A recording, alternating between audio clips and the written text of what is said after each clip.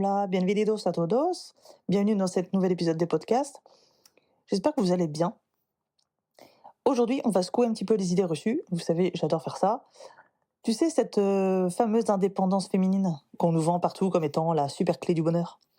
Eh ben, moi, je me pose la question, est-ce que c'est vraiment le cas? Ou est-ce qu'on n'est pas juste en train de remplacer une pression par une autre? Donc, dans cet épisode, on va creuser, on va déconstruire et surtout, on va remettre en question tout ce qu'on nous a appris sur ce que c'est qu'être une femme indépendante. Donc prépare-toi, moi j'ai préparé mon petit thé vert, mes petits Ferrero Rocher, bon bref, hein, c'est mon cadeau de Noël. Et on va aller en profondeur et je te promets que tu ne verras plus les choses de la même manière à la fin de cet épisode. Donc c'est parti. Bienvenue sur The Cocoon Podcast, le carrefour où les chemins de la vie, du développement personnel et de la santé mentale se croisent. Je suis Julie et je serai ta compagne de voyage dans l'univers fascinant du bien-être et de l'épanouissement personnel. Je suis coach de vie, mère de 3 enfants de 14, 7 et 5 ans, et passionnée par l'accompagnement des femmes sur le chemin du changement. Ma spécialité ? T'offrir des clés, des inspirations, des réflexions profondes pour te guider vers une vie empreinte d'amour-propre et de sérénité. Ici, dans The Cocoon Podcast, tu trouveras une mosaïque d'épisodes, certains structurés et riches en informations pour nourrir ton esprit, et d'autres plus légers, spontanés, mais toujours chargés de valeur. Je partage sans filtre mes conseils, mes astuces, mais aussi mes propres phases d'introspection et mes découvertes. Le tout dans le but de t'équiper pour reprendre les rênes de ta vie. Que tu sois à la recherche d'outils pour te construire une existence plus alignée, d'inspiration pour raviver ta flamme intérieure, ou simplement d'un espace pour respirer et te retrouver, tu es en bon endroit. Ensemble, explorons les façons de faire de la place pour plus d'amour envers soi-même et de paix dans notre quotidien. Alors, enfile tes écouteurs, prépare ton cœur à recevoir et embarquons ensemble dans cette aventure vers une vie où tu es la priorité. Bienvenue dans The Cocoon Podcast, où chaque épisode est une étape de plus vers toi-même. Donc, dans cette première partie, on va voir qu'est-ce que c'est qu'au juste l'indépendance féminine. On entend partout que l'indépendance, c'est la liberté financière, c'est être capable de tout faire toute seule, c'est jamais avoir besoin de personne. Mais est-ce que c'est vraiment réaliste? Est-ce que c'est ne serait-ce que désirable, j'ai envie de dire? On va prendre un instant pour réfléchir. L'indépendance financière, alors, c'est génial sur le papier. Mais ça veut dire quoi concrètement? Est-ce que ça veut dire que tu dois absolument gagner plus que ton partenaire pour te sentir libre? Est-ce que ça veut dire que tu dois refuser complètement toute aide, même quand on a besoin? J'ai fait mes petites recherches et j'ai trouvé un rapport de l'INSEE qui date de 2023 où ils disent que 66% des femmes actives, donc qui travaillent en France, estiment qu'il est difficile de concilier indépendance professionnelle et attente familiale. Donc on fait quoi? On jongle avec tout ça, puis on sourit? Ce chiffre, il est énorme, 66%. Donc ça montre bien que la société nous pousse à croire qu'on peut tout avoir, tout gérer, sans faillir. Mais du coup, c'est à quel prix?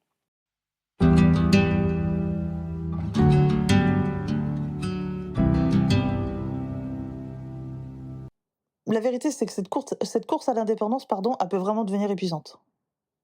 Parce qu'on passe de tu dois être une bonne mère, une bonne compagne, une bonne épouse, etc. à tu dois réussir ta carrière et être libre. Mais au final, on est toujours coincé dans les attentes qui proviennent finalement pas forcément de nous, en fait.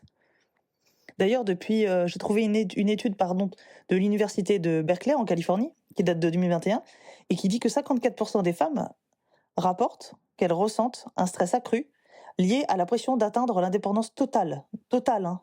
D'accord? Donc ça ne veut pas dire que l'argent, que la maison, non, tout. C'est-à-dire qu'elles veulent être au max partout. En tant que mère, en tant qu'épouse, en tant que copine, en tant que fille de leurs parents, en tant que sœur, en tant que cousine, en tant que professionnelle voilà, dans leur job. Partout, partout, partout. Et c'est pas anodin. Parce que ce stress, il se traduit par de l'anxiété, qui elle-même se traduit par des troubles du sommeil, des burn-out, etc., dépression, etc.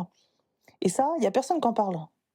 On glorifie l'image de la femme forte, indépendante, etc. Mais on oublie de dire que derrière cette façade, il y a souvent une immense fatigue. Une fois de plus, je peux vraiment parler de ce sujet puisque je le connais très très bien. Alors, est-ce qu'on ne serait pas en train de confondre un petit peu l'indépendance avec la solitude ou avec la pression sociale? Ok, c'est pas parce qu'on est on se fait aider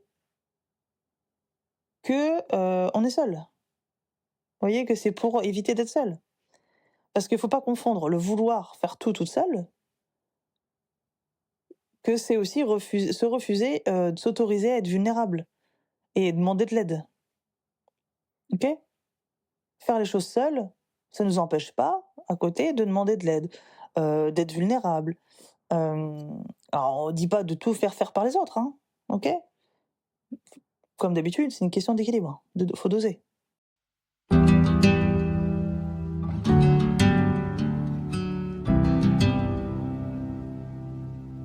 Dans cette troisième partie, on va voir qu'est-ce que ça veut dire pour toi l'indépendance. Parce qu'au final, l'indépendance, c'est pas un modèle unique. C'est à toi de décider ce que ça signifie. Peut-être que pour toi, c'est d'avoir ton propre appart. Ou peut-être que c'est de pouvoir compter sur ton entourage tout en étant sûr de tes choix. J'ai trouvé un rapport de l'Observatoire des inégalités qui date de 2023 qui indique que 47% des femmes trouvent leur équilibre en combinant indépendance et interdépendance, en s'appuyant sur leur réseau social et familial sans culpabiliser. Donc c'est par exemple une femme qui va trouver l'équilibre entre son travail, le fait de passer du temps avec ses enfants et le fait que parfois elle doit travailler du coup pour compenser le temps qu'elle a passé à ses enfants, elle va travailler peut-être un peu plus tard et profiter du soutien de ses amis ou de sa famille pour savoir ses enfants en sécurité, pris en charge, etc. Donc ça peut être papy-mamie qui viennent chercher les enfants à l'école pendant que maman, elle part s'occuper des courses ou elle part, je sais pas, à la salle de sport, etc., etc. Ou travailler, etc. OK? Et ça, je trouve que c'est fondamental. Parce que l'indépendance, ça devrait pas être synonyme d'isolement. On doit pouvoir être indépendant tout en en construisant, pardon, des relations solides, sociales, pardon, solides et équilibrées avec les autres.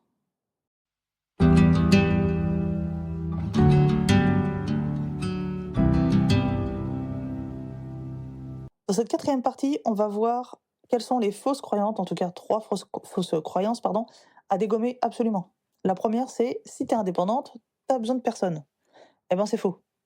L'indépendance, ça veut dire pouvoir choisir sur qui tu t'appuies, pas nécessairement de tout faire toute seule. OK? Comme je le prenais dans l'exemple précédemment, justement.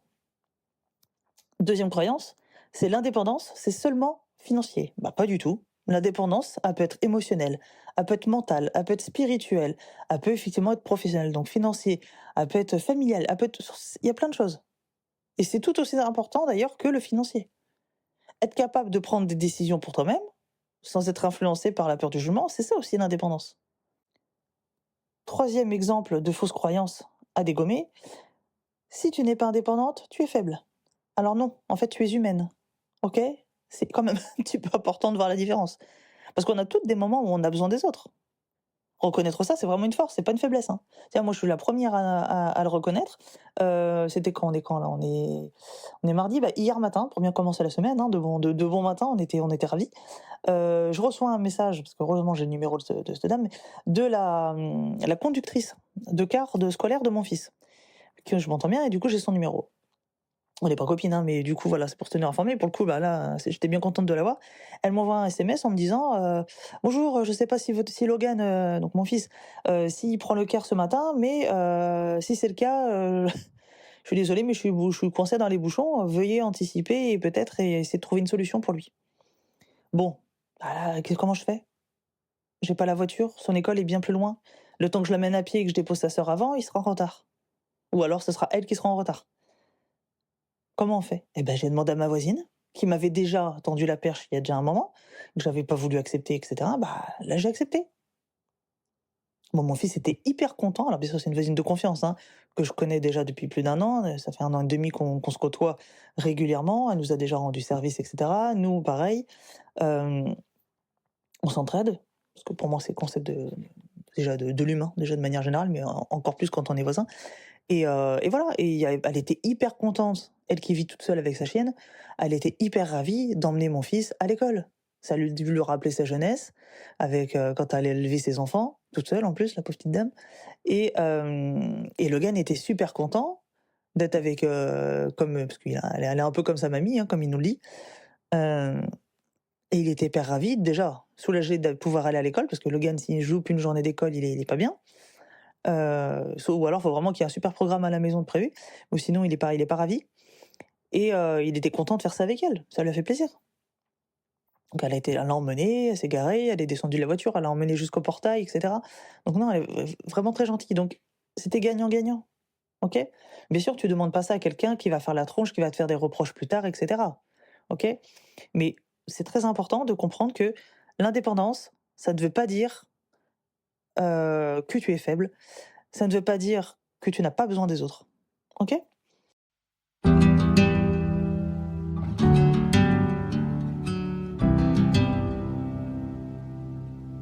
Dans cette cinquième partie, on va voir comment redéfinir ton indépendance. Comment faire? Premier point, je te conseillerais vivement de définir tes propres règles. Qu'est-ce que ça veut dire? Ça veut dire qu'est-ce que c'est que pour toi être libre? Pas pour ta famille, pas pour la société, ta voisine et tes copines, non, pour toi. Qu'est-ce que pour toi ça veut dire? Est-ce que peut-être l'indépendance, c'est, d'avoir le choix de rester à la maison avec tes enfants, d'être mère au foyer? Ou peut-être au contraire de te lancer dans un projet, pro super ambitieux? Les 2 sont valables, hein, et tu peux faire les 2 dans une même vie. C'est-à-dire que tu peux passer, 5-6 ans à la maison avec tes enfants et quand tu sens qu'ils sont aptes à s'autogérer, autant que possible, là, tu passes par la phase, professionnelle qui te plaît. Ça peut être les 2 ou pas du tout, que l'un ou que l'autre, enfin voilà, c'est un exemple. Deuxième point que je te conseille, c'est d'apprendre à demander de l'aide et Dieu sait que je m'y connais là-dedans, c'est très dur pour moi, donc je fais un gros travail, d'ego avec moi-même, d'orgueil mal placé et vraiment c'est très important parce que ça fait partie de l'indépendance aussi. De savoir que quand tu peux compter sur quelqu'un, c'est de reconnaître aussi tes limites et c'est respecter ton bien-être. OK? De pas forcer comme une cinglée parce que tu veux tout faire tout seul absolument et que tu as un ego démesuré. OK? C'est bien aussi de compter sur les autres. On est des êtres sociaux, je le rappelle, l'être humain est un être social. Donc il a besoin des autres aussi pour exister, pour être bien. Alors attention, on fait toujours on dose, hein, donc c'est-à-dire qu'on n'a pas besoin du regard des autres. Par contre, on a besoin de passer du temps avec d'autres humains, on a besoin d'être avec nos pères, on a besoin je parle pas du papa, hein, je parle des gens comme nous, on a besoin, hem, d'être en lien, en fin de compte. Et ça, je trouve que dans notre société qui devient de plus en plus individualiste et non pas dépendant, OK? On ne devient pas indépendant, on devient individualiste et ça pose des gros problèmes, vraiment, parce que c'est pas normal, c'est pas naturel pour un être humain. Donc on se retrouve avec des gens qui finissent tout seuls, qui finissent leur vie, qui peuvent être morts chez eux depuis plusieurs jours, personne va s'en rendre compte, quoi. Bah, parce que les gens s'en fichent, hein, parce que c'est pas eux que ça touche directement. Alors qu'ils sont teubés, parce que vraiment, on est tous reliés les uns aux autres. Vraiment. Je le crois profondément, hein. Donc vraiment, voilà, faites attention à ça. Le troisième point et le dernier point, ce serait de célébrer tes succès et tes pauses. Il y a pas besoin d'être en mode, superwoman 24/24, 7/7. OK? Parfois, la vraie indépendance, c'est de savoir s'arrêter, respirer, se recentrer, peut-être se reposer. OK? Moi, j'ai décidé de mettre en place les nuits les jours où j'ai fait une nuit de merde la veille, et Dieu sait qu'en ce moment, je les enchaîne un peu. Bon, bah, je me dis: «Si je sens que mon corps fatigue», après parce que c'est souvent après manger, quand je me remets sur l'ordi et cetera, si je sens que je commence à galérer, je vais pas être dedans de toute façon. Donc ça sert à rien de forcer. Je vais m'allonger 3/4 d'heure, des fois un peu moins, des fois un peu plus, suivant la nuit de merde que j'ai faite, et si je dors, bah, je dors. C'est pas grave. Avant, je me disais: «Non mais attends, c'est inenvisageable, c'est du temps de perdu, parce que pendant que je dors, je fais pas autre chose». Et ben, j'ai revu mon point de vue et j'ai réalisé qu'en fin de compte, oui, peut-être que pendant ce temps-là, je fais pas autre chose. Par contre, pendant ce temps-là, je me repose et donc je suis plus capable de faire les choses après. Je suis plus compétente, je suis plus, productive parce que je suis reposée, parce que mon cerveau est capable de se reconcentrer sur, une telle ou telle tâche et accessoirement, je suis vachement plus, sociable aussi, bizarrement, après une sieste, après le repos, hein. Pour celles qui font des non-nuits avec des enfants de bas âge, vous savez de quoi je parle. Donc voilà, ça c'est très important.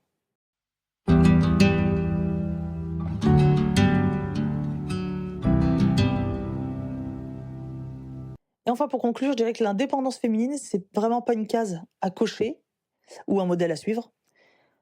À mon sens, c'est vraiment un chemin qu'on trace à notre rythme, avec nos propres valeurs.